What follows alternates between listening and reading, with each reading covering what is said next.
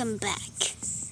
We're continuing where we last left off, where you can see Allie has been forgotten by the Giganotosaurus, but Alan will never walk again. Allie is still in shock, and she is terrified if the Giganotosaurus will come for her babies next.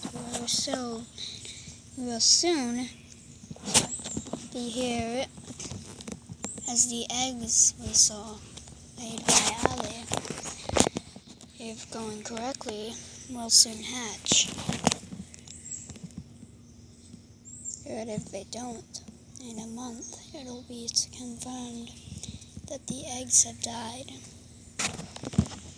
And if the eggs have died, then the Allosaurus will be an endangered species on Dinosaur Island. Allie is one of the few remaining. But if the eggs hatch, they'll be one step closer to being a thriving predator again. Allie, she's terrified.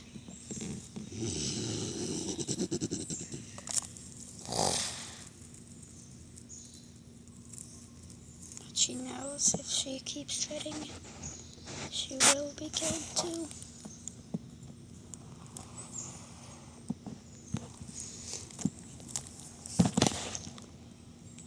Meanwhile, there's someone I want you to meet.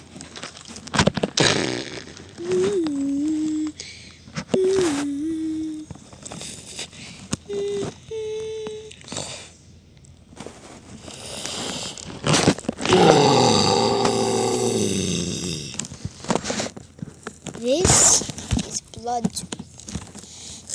She's a female Tarbosaurus. And as you can tell, she's not very happy. This is her nest. She has already built these nesting grounds and there's plenty of food, but she's on edge because her mate has not managed to come back yet with a single piece of meat. She is scared that soon she will have eggs and then babies, and if he can't deliver for their babies, they will starve. But then she hears something.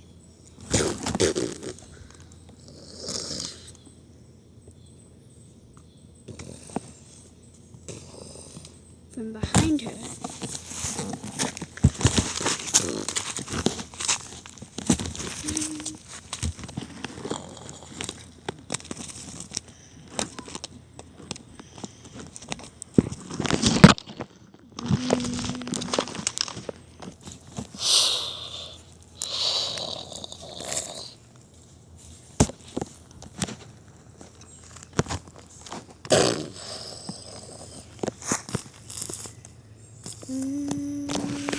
that's right, Spot is her mate. As you can remember from the first episode we ever posted, we identified Spot as a T-Rex, so that was a misidentification. Spot is actually just a small male Tarbosaurus.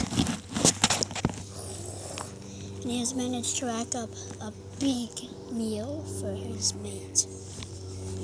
Bloodtooth is satisfied. She can't wait for him to get him over to the nest.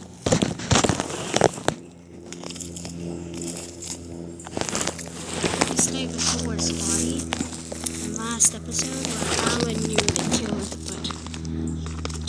but Spot finished. And Alan was in no shape to fight. Those words would open the end, but that's not why we're over here.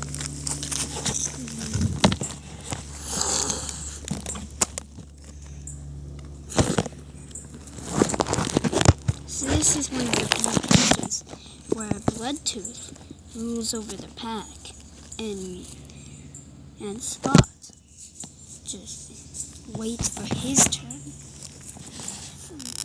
But you know, females in every dinosaur are usually just the mate. Not in this case.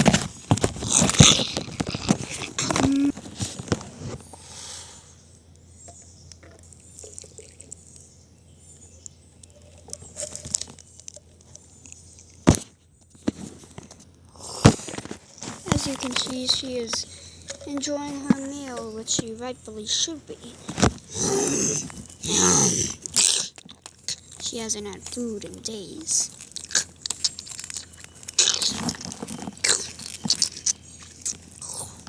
Normally, she'd feast and then Spot would get the remains, but she says that he can eat whenever he wants.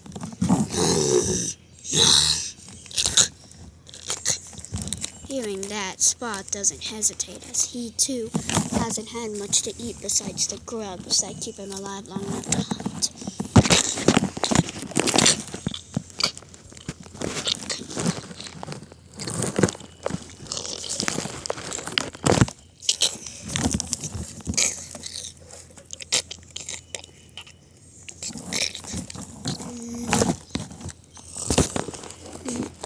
As the Stegosaurus feels nothing, as its eyes are forever frozen in fear.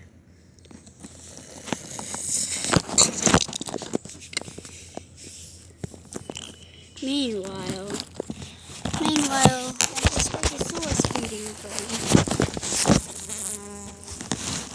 Stegosaurus are here, the baby. Scarface, named that after a forest fire burned his face, one side of it at least. And the father Stegosaurus are all feeding.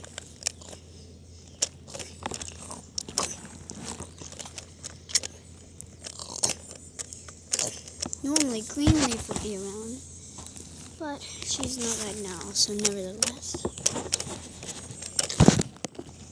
The mother Stegosaurus is refusing to feed.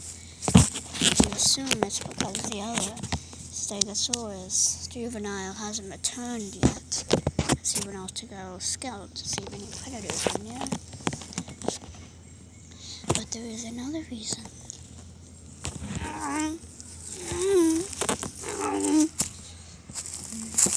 They've added a new addition to the pack. This Stegosaurus' name is Tiny, as he is of an unusually small size.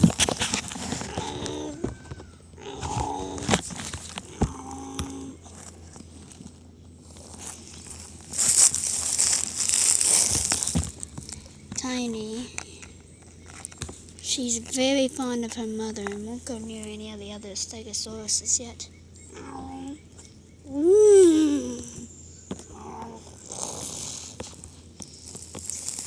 The mother Stegosaurus refuses to go into the grass, and they will soon learn why.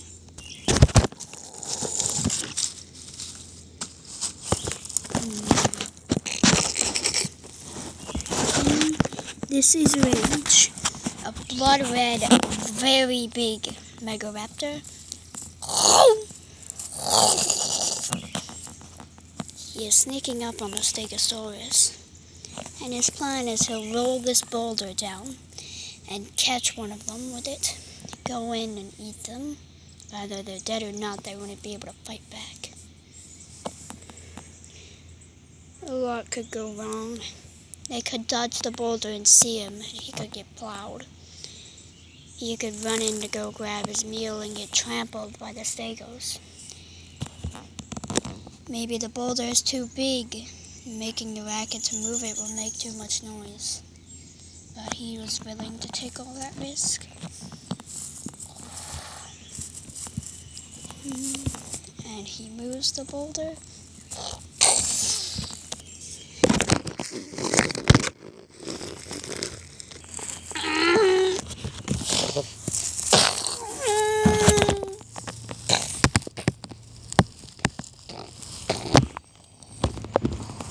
The boulder stops. The baby.